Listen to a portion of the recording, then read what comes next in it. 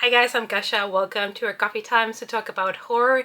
And today I'm here to talk to you about the Alien franchise and specifically to let you know my ranking. It's coffee time. Recently, I did a rewatch on all the Alien movies except the Alien versus Predator, so I'm going to leave those out.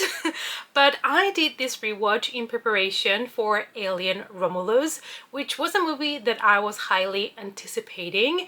And now that I have seen it, I decided instead of making just a spoiler-free review of that movie, I would just give you my ranking and my thoughts on the franchise now that I have the movies fresh in my mind. So grab a cup of coffee and let's go. I'm going to talk about all the movies, spoiler free. There might be some little spoilers when it comes to maybe some plot points, but it's mostly things that everybody knows if you've seen the trailer, if you read the synopsis. There's not going to be anything like a big spoiler or a big twist that I'm going to reveal, but I have to talk a little bit about them. Especially I'm going to leave out a lot of information from Alien Romulus because it is the newest entry in the franchise, and I know that a lot of people might not have had the opportunity yet to go and watch it, and I definitely don't want to ruin that one for you. The franchise is centered around an alien form that is threatening humankind, and our main character, excluding the prequels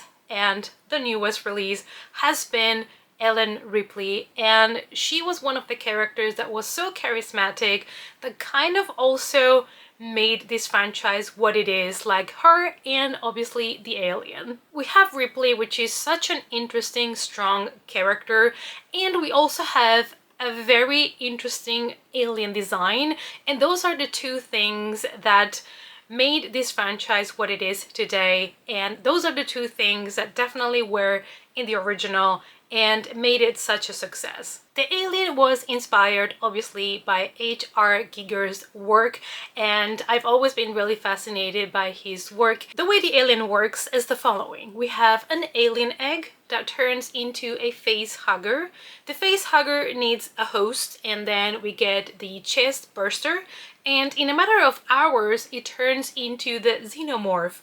Now that is the classic typical alien from the movie, but there's also other aliens like the alien queen and other mutations, and I have to appreciate that there has been different types of aliens taking into consideration the host that they were in and also the environment they grew up in, and I think that is a fascinating thing to see because obviously the aliens are going to be different depending on their situation. Today I'm going to give you my personal ranking of the movies, even though I do feel like all the alien movies are rewatchable and are fun movies. I don't think there is any of these that it is so bad that you cannot rewatch it, or any that I think is just a bad movie. This is just my preference when it comes to the films. It might be a little bit controversial at times, not gonna lie. I hope you guys understand this is just my personal taste. And everybody is going to have a complete different opinion. But let's go straight to it, and let's start with movie number 7. This film serves as a sequel to Prometheus, and it follows the crew of a colony ship that lands on an uncharted planet and makes a terrifying discovery. The film was directed by Ridley Scott, and Covenant, together with Prometheus, were supposed to be a prequel trilogy that ended after the second movie. Basically, the franchise stopped there and we never got a third movie in the prequel trilogy, but these movies were supposed to explain the events and everything that happened before we got to Alien. The crew picks up a transmission of a human voice from a nearby habitable planet. Even though Daniels protests and says that this planet is too good to be true, the new captain, Christopher Oram, decides to investigate. Of course, as they are investigating this planet that is supposed to be perfect for them and habitable, they will make a gruesome discovery. They will find aliens, obviously, and they will have to try to make it out of this planet alive. I appreciated the gore in this one, especially I really loved as well the atmosphere and the creepiness that this movie had, as well as the design of the aliens. They were a little bit different, but I always appreciate to see the creatures, especially in the alien movies. I want to see the creature design. I think the main issue for this movie for me was the story, and this movie is also, I would argue, the one that is the most different from all the other Alien movies. It is a weird one. It might not work for everybody. I understand a lot of the people that hated on the movie. I don't personally hate it. I think it had great moments, but the story didn't held together as good as it could have, but I would still rewatch it. Let's move on to position number 6, and this might be one of my controversial opinions. Set immediately after the events of Aliens, Ripley and an alien organism are the only survivors of the Colonian marine spaceship Sulaco. Her escape pod crashes on a planet called Fiorina 161, housing a penal colony populated by violent male inmates from a maximum security prison.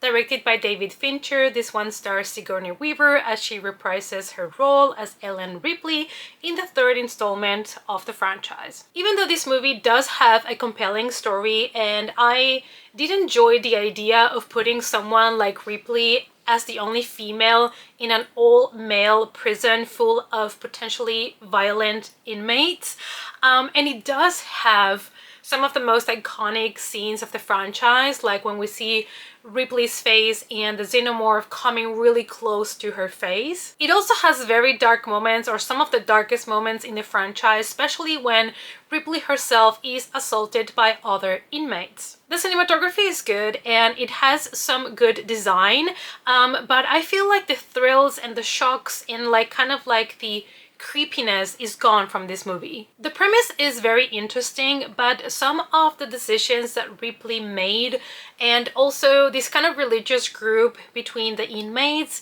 were not my cup of tea. However, I do have to give it to them and admit that the ending was very satisfactory. In number 5, we have the fourth installment in the Alien franchise, directed by Jean-Pierre Jeunet. Set 200 years after Alien 3, Ellen Ripley is cloned, and the United Systems military wants to breed aliens to study and research them, and they are using human hosts to house those aliens. Obviously, we never learn. We should have learned at this point that we should not try to breed and study these creatures. So obviously, they break free, and now they have to stop the aliens before the ship arrives to its destination, which is planet Earth. What really worked for me in this one was the group of misfits, and I loved the characters in this one. Especially we have roles being played by Winona Ryder, we have Brett Dourif, we have Ron Perlman,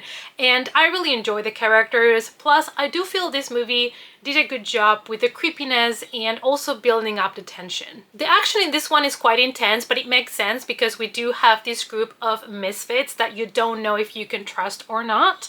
And the thing with the character of Ripley in this one is she didn't feel like herself, and she was very much out of character, but it kind of makes sense because she is a clone in this one, so she's not supposed to be exactly herself. This movie is a little bit more cheesy, I would say, but I do love the final alien thing that we got in this one. If you know, you know. I thought it was very cute, and it's still one of my favorites. It has started to pour rain like crazy because, hi, I live in the Netherlands, so I hope the rain sounds are not too much, and it is time now to move to position number 4. Directed by Ridley Scott and set in the late 21st century, this film follows the crew on the spaceship Prometheus. Seeking the origins of humanity, a crew of misfits arrives on a distant world only to find out that they are not alone. What they discover is a threat so big that could actually cause the extinction of the human species.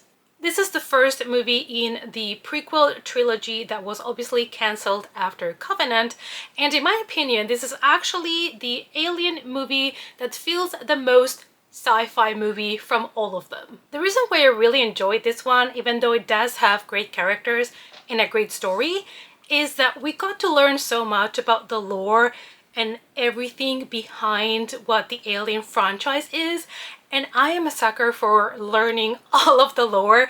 This movie might have a little bit too much info dump maybe for some viewers, but I really appreciate it. It explores the human obsession with our origins. Where do we come from? Where do we go? And also the relationship between humans and our gods. This movie looks gorgeous. Now, do we have here some characters that are very smart scientists, but then they're still making dumb decisions? Yes. This was an impressive return to the franchise. I was really happy when I saw Prometheus, to be honest. And I also have to give it to them because even though the xenomorph was not there, there's a lot of good tension, like tense moments, and a lot of horror in the movie. Now in number 3, it's probably going to be another controversial one because I don't know if you've noticed yet, but I haven't talked about this movie yet, and that is Alien Romulus. And yes, I know it just came out and some people might think it doesn't deserve to be this high up, but let's talk about it. Directed by Fede Alvarez, this is an interquel because it takes place between Alien and Aliens. So it's kind of a sequel and a prequel at the same time. The film follows young space colonists whose contract is forcibly extended in order to keep them as slaves to the mines, and they decide they've had enough and they're gonna go on a mission to find a better life. They want to retrieve the cryostasis chambers from an abandoned ship, the Nostromo, and sleep their way until they arrive on a safer planet. This movie was very dark and it's probably, in my opinion, the Alien movie with the most horror infused in it.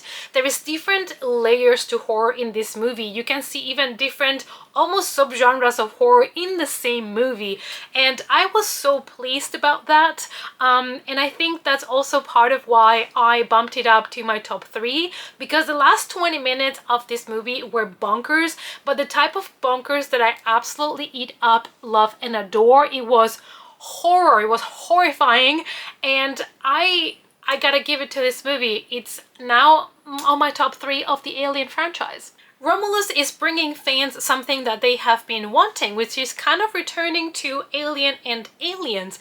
It has so many Easter eggs and references to those movies, and I feel like if you are a lover of the franchise, you're going to appreciate this movie a lot more, even though this is also a movie that works both for, you know, fan service, for people that have been expecting a new Alien movie because they love the franchise, but it's also going to work perfectly fine for newcomers that are just being introduced now to Alien. This is not only the most horrific movie in the franchise, but it also utilizes elements from space to bring you that horror and that tension, and it is quite refreshing. When it comes to the plot, I will admit that it might be a little bit simple. It is a very straightforward story, but I also gotta give it to Fede because he did try new things, especially towards the end, and I applaud him for that. The film is dark, is atmospheric, has a striking soundtrack, and it looks great. The cinematography is great. Now we have made it to our top 2, so now we are here in a pickle.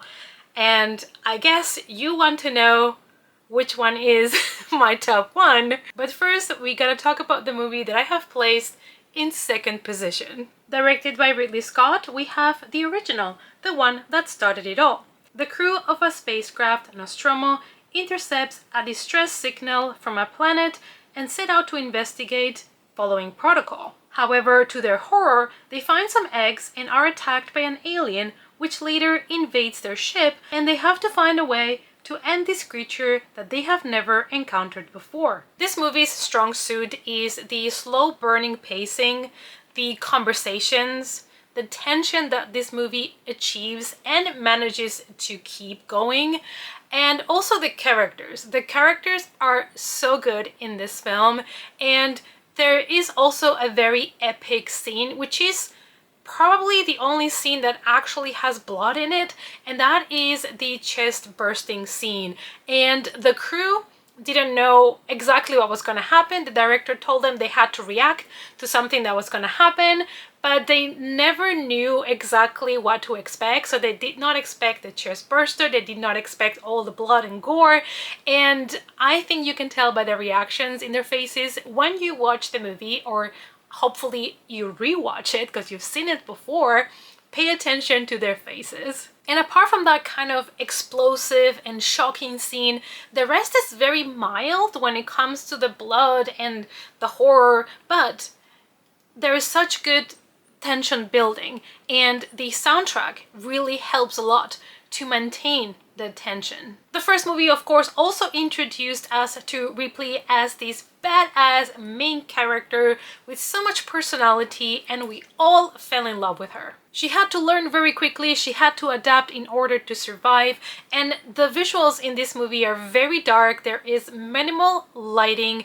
and it even has some moments where it feels like a found footage film. Plus, it has great practical effects, which were not so easy to achieve back in the day. This was a great technical achievement for its time, and it also gave us a fantastic final girl. And of course, you know by now that I have put at the very top, on first place, Aliens. Directed by James Cameron, Aliens is a direct sequel to Alien. Set in the future, it stars Sigourney Weaver as Ellen Ripley, the sole survivor of an alien attack on her ship. She woke up 57 years later from a hypersleep. She tried to warn everybody about the alien, about everything that she had to go through, but nobody believed her. Shocker. When communications are lost with a human colony on the moon where her crew first encountered the alien creatures, Ripley agrees to return to the site with a unit of colonial marines to investigate. One of the reasons why I love Aliens slightly more than the original, even though they are kind of, you know, back to back there for me, like they are almost at the same level. For me, was Ripley's character and how much more character arc she gets here, how much we see her grow and evolve, and I just love her so much as a character in the second film. Probably it is because I also love her relationship and her bond with Rebecca, which sadly we only get to see in this film. Cameron expands on the alien mythology, but it does take this movie in a different direction. It is more of an action-packed film, and I really enjoy that. It has great special effects, it has humor, and it has a good script. And it might not be as original as Alien when it came out, obviously, but I think it's one of the best sequels ever made. The film is the perfect mix of action, horror, and sci-fi, all blended together with a little bit of humor. I think also Cameron understood that people wanted to see more of the alien, and we got that in this one. And there is a beautiful action-packed scene where they are fighting aliens, and there's beautiful red lighting, and it was one of my favorite scenes of the film. And it doesn't matter which one you prefer, but what it is 100% true is that the Alien franchise is a very strong franchise that has delivered really fun, entertaining movies. You might enjoy some more than others, but I do feel that there is no bad Alien movie, at least from the ones that I have talked about. We're not discussing here, as I said before, Alien versus Predator. That is a different thing for me. I exclude them from this list, but I hope that you guys enjoyed my thoughts on the films, enjoyed my ranking, and let me know down below which would be your ranking, or at least which one is your favorite so far from the ones you have seen. Thank you guys as always so much for watching. Please do consider joining my Patreon if you want to support me and the channel, and I hope to see you all as always in our next coffee time. Bye!